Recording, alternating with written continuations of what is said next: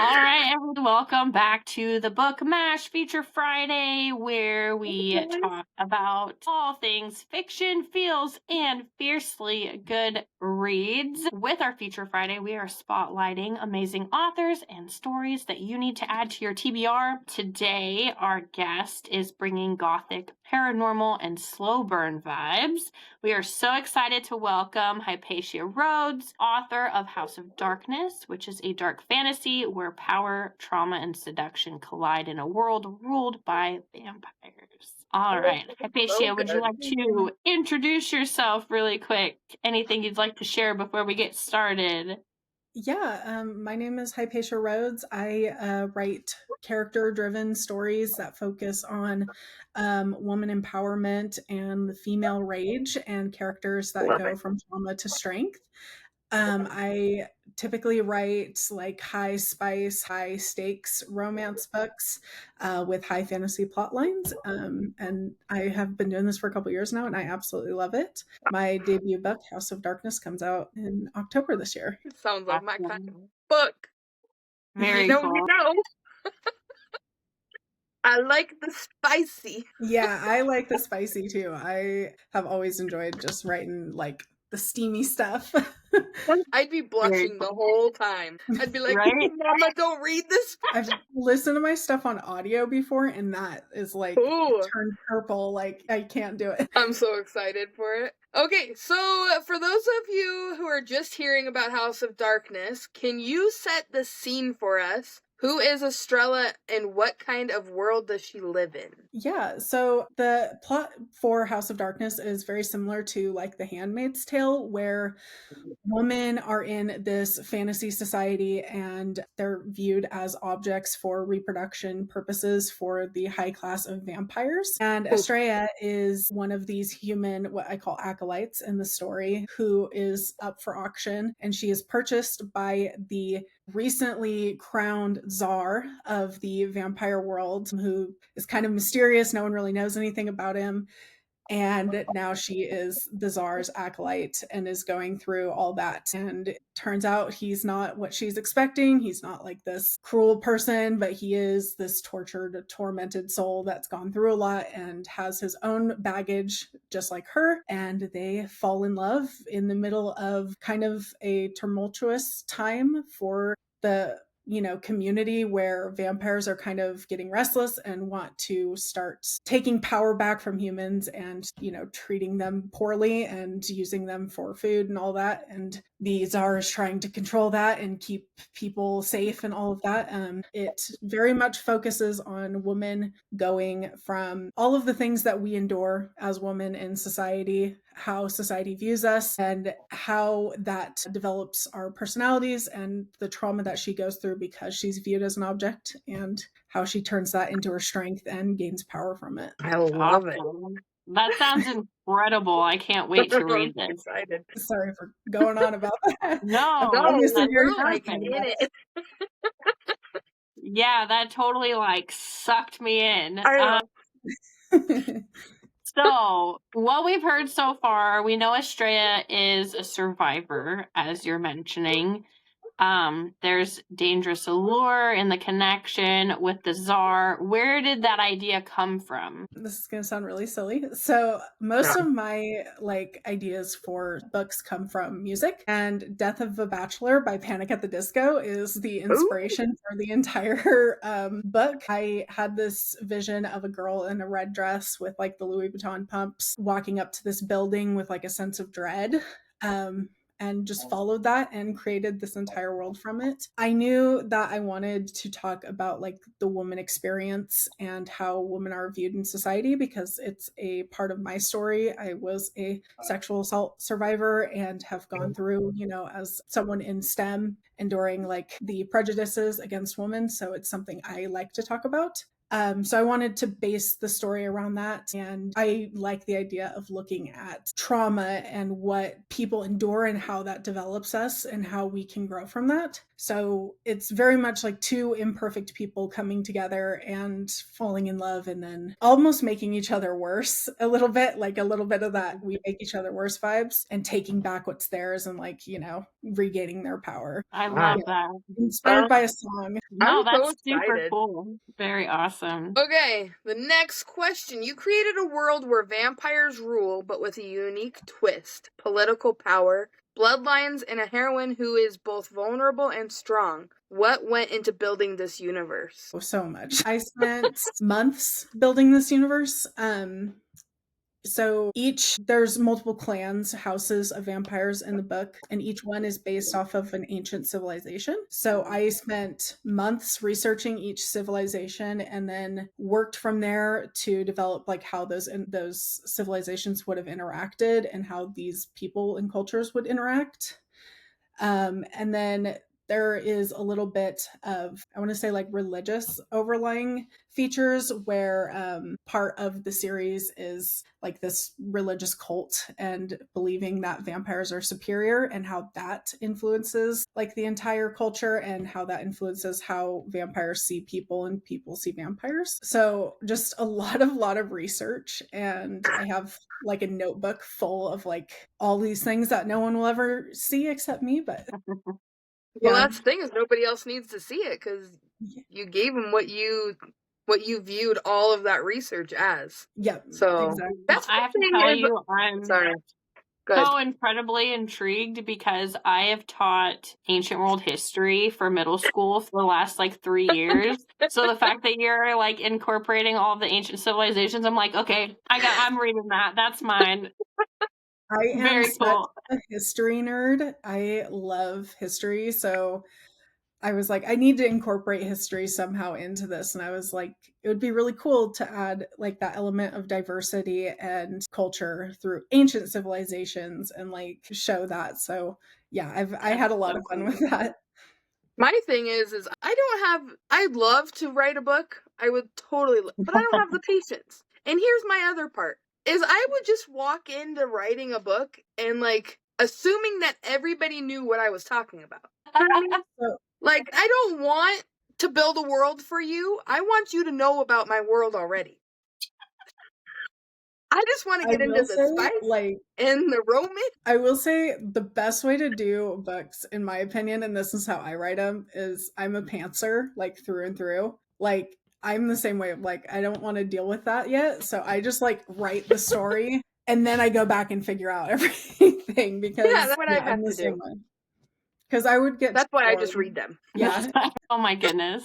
Okay, so we're getting major slow burn. We have emotional angst. There's that trauma healing romance that you talked about. What made you want to explore those themes, especially between Estrella and Roman? So you mentioned that they're kind of building each other and giving each other a power. Was there anything else that you incorporated into those two characters as a relationship rather than them individually? Yeah. When I first started it, I wanted them to be kind of the epitome of a healthy relationship. And then I decided to completely go the opposite direction and go a little bit more of the dark romance route. I wanted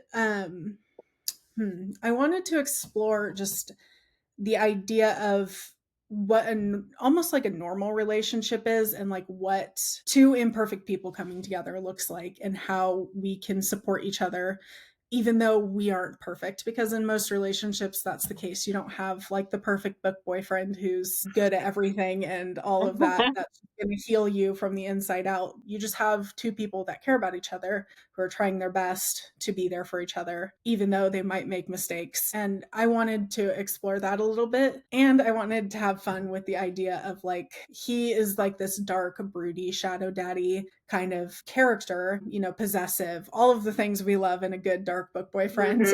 She doesn't start out that way, but she develops that throughout the story through all of the things that she experiences. And I kind of wanted to twist that and be like, it's okay that they are both dark and morally gray, and they find that it's okay through being with each other. and exploring that together kind of thing. What day does this come out again? October 11th. It's out for ARC reads right now, actually, on my website. I think I will signed say, up. this is not a slow burn. I just wanted to put that out there, just because I don't want anyone coming into this thinking it's a slow burn. It is very spicy. This is like 4 chili pepper spicy. Okay. Yeah. Yeah, there's a lot of smut. It doesn't come until about midway through the book, but definitely It's in there though. It's there. Yeah, I wouldn't call it a slow burn. I like the spice. I love it. I like it a lot. Okay, let's talk about the relationship between Estrella and Roman. There's tension, grief, power, but also trust. What was important to you in writing their connection? You did touch a little bit on it, but let's...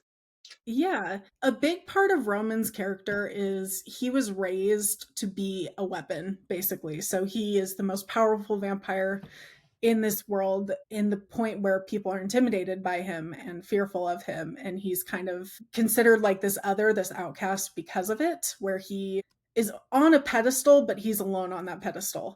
That is a big part of like his trauma and dealing with that, where he thinks of himself as kind of a freak and like he doesn't deserve to be happy because he's basically a weapon. So it was really important to me, even though with Estrella, you're, processing all of her trauma, that she was never afraid of him and that she always kind of was on that same pedestal with him, where she was always confronting him face to face and always willing to just be there and not be a step down from him and not be afraid of him, even though he is like this super strong character. And I liked that because obviously there's the power imbalance in their relationship where he's like the king and she's basically a slave. But in their actual relationship, it's not like that. They're very much like equal footing. And that was a big thing for me. I'm so excited. I know. I can't wait to read this.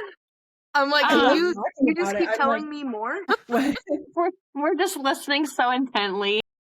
I never get to talk about like all this like deep stuff about my book, so it's very exciting to just sit here and gossip about it and be like all the stuff that I put in. Yeah, the questions that we've been asking, you've developed the answers so well that they're like integrating all of our other questions. No, that's perfect. Yeah. So I'm going to switch gears, and there's a question that we always ask authors, or we try to. So if this book were to get a film deal, who would you cast as your MMCs? Oh gosh, wait, I have the name, and it wasn't even me who came up with it. It was one of my street team members, and she said it, and I looked him up, and I was like, oh my gosh, that is him. Adrian Grenier. I don't know if you guys pull up a picture of him, but that is Roman to a T. I'll have to look it up. Yeah, curly black hair. I'll put a picture. Yeah, perfect. And then what about Estrella? Who do you think you would cast as Estrella? I would say probably Margot Robbie. Okay.